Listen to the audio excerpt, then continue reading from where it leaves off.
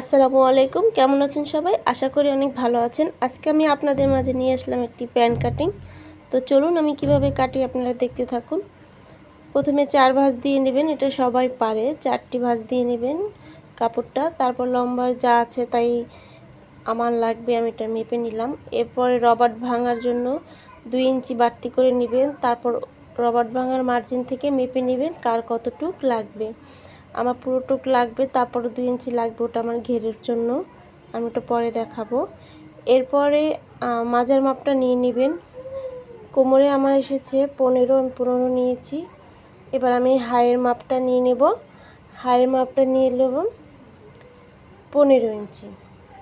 এবার রানের মাপটা নিব। রানের মাপটা আমার উপরে আমি যে কোমরের যে মাপটা নিয়েছি 15, ওই 15 এখানেও 15 নিয়ে আমি শেপটা করে নিলাম। আপনারা এভাবে করে নেবেন, তাহলে শেপটা সুন্দর আসবে। এই যে রানের 15 কিন্তু আমি নিয়ে নিয়েছি। এখন আমি এখান থেকে দেখাচ্ছি আপনাদের ঘেরের যে মাপটা, মূল প্যান কাটিংয়ের মাপটা কিন্তু এইটা। এখান থেকে 3 ইঞ্চি বাদ দিয়ে নেবেন। তারপরে আপনার মোহরে যতটুকু আসে ঘেরে অতটুকু নিয়ে নেবেন। আমার 6 ইঞ্চি এসেছে, আমি 6 ইঞ্চি নিয়ে নিয়েছি। তবে এখান থেকে দেখুন আমার পুরোটাই লাগবে হাইয়ের মাপটা, মানে রানের মাপটা, তাই আমি পুরোটা সম্পূর্ণ নিয়ে নিচ্ছি। আপনাদের যতটুকু লাগে অতটুকু নিয়ে নেবেন। এরপর এখান থেকে শেপ কাটটা দিয়ে এভাবে ভাঁজ দিয়ে কেটে নেবেন। মার্জিন দেওয়া শেষ। এই যেভাবে যদি ভাঁজটা দেন তাহলে আপনার প্যান কাটিংটা ভাঁজ মতো আসবে, অনেক সুন্দর হবে। এরপর এখান থেকে আমি 1 ইঞ্চি পরিমাণ নিয়ে নিলাম মার্জিন বাড়তি। এরপরে নিয়ে নিলাম 1/2 ইঞ্চি। এটা আমি একবারই নিতে পারতাম, কিন্তু আপনাদের দেখানোর জন্য আমি এটা আবার পরবর্তীতে দেখালাম যে এভাবে নিলেও হবে। যারা একদম নতুন তাদের জন্য আমি এই কাজটা দেখাচ্ছি, এটা দেখলেই পারবে। এরপর দেখুন এখান থেকে কিন্তু আমি কোনো মার্জিন করে নিই এবং কাটিও নিই, তাই ভাঁজ পরিমাণ যেটা আছে ওই ভাঁজটা আর কি কেটে দিবেন, তাহলেই হবে। যেহেতু একটু মোটা মানুষ, 2 হাত বহরের কাপড়, এটা এভাবেই আসবে। আর আড়াই হাত বহরের কাপড় হলে এটা ওখান থেকে নিচ থেকে যেভাবে 3 ইঞ্চি নিয়েছেন উপর থেকেও এরকম 3 ইঞ্চি নিতে হবে।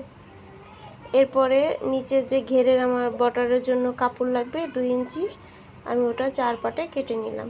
এখন চলুন আমি আপনাদেরকে সেলাই দেখাচ্ছি।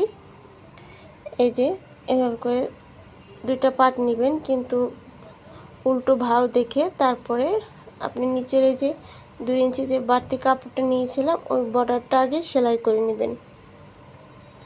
আমি বর্ডারটা আগে সেলাই করে নিলাম। এখন এখানে একটা চাপ সিলি দিয়ে নেবেন। চাপ সিলিটা দিলে কাপড়টা আরও সুন্দর ফিনিশিং আসবে।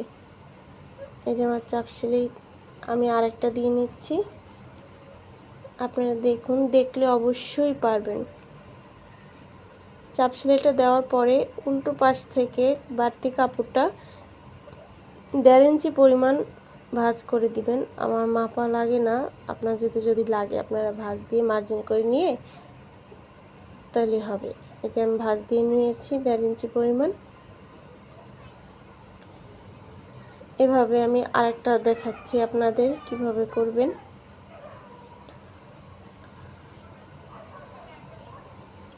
এই যেভাবে নেবেন, উপরে পট্টিটা রেখে নিচে চাপ সেলাইটাকে দিয়ে নেবেন। চাপ সেলাইটা দেওয়ার পরে আবার একটা টপ সিন দিবেন, আমরা টপ সিন বলি, চাপ সেলাইও বলা যায়। এটা দিয়ে নেবেন। টপ সিনটা হয়ে গেছে। এখানে আরেকটা যদি দেন তাহলে এটা সেলাইটা আরও সুন্দর লাগবে নিচ থেকে। এই যে আমি নিচ থেকে আরেকটা সেলাই দিয়ে নিলাম, চাপ সেলাই। এখন ওরকমভাবেই আমি উল্টো সাইডটা 1.5 ইঞ্চি পরিমাণ বর্ডারটা ভেঙে দেব, তাহলে সুন্দর আসবে। এই যে আমি 1.5 ইঞ্চি পরিমাণ বর্ডারটা ভেঙে নিলাম। দেখেন এভাবে ভাঙলেই হয়ে যাবে। এটা আমার একটা চোখের আন্দাজ হয়ে গেছে, আপনারা যদি না পারেন তাহলে মার্জিন করে নেবেন। এরপরে 2 পার্ট একসাথে করে বাড়তি কাপড়টা আমি আগে কেটে নিলাম।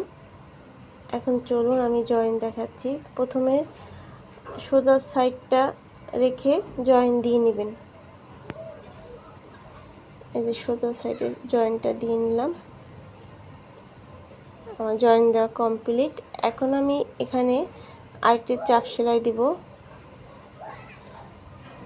এই চাপ সেলাইটা দিলে কাপড়টা আরও সুন্দর হবে। আর প্যান্ট কাটিং সালোয়ার বলেন আর পায়জামা বলেন, এটা দিতেই হবে, এটা দিলে আর কি সৌন্দর্যটা বাড়ে। এরপর আমি আরেকটা চাপ সেলাই দিব যেন কাঁচাটা না বের হয়। এই যে আমার কমপ্লিট। এরপর আমি হাইয়ের মাপ অনুযায়ী সেলাই করে নিব। এরপরে আমি সেলোয়ারে ঘের আসছে আমার 6, আমি 6 ইঞ্চি দিয়ে নিলাম মার্জিন করে। আপনাদের যার যতটুকু লাগবে দিয়ে নেবেন।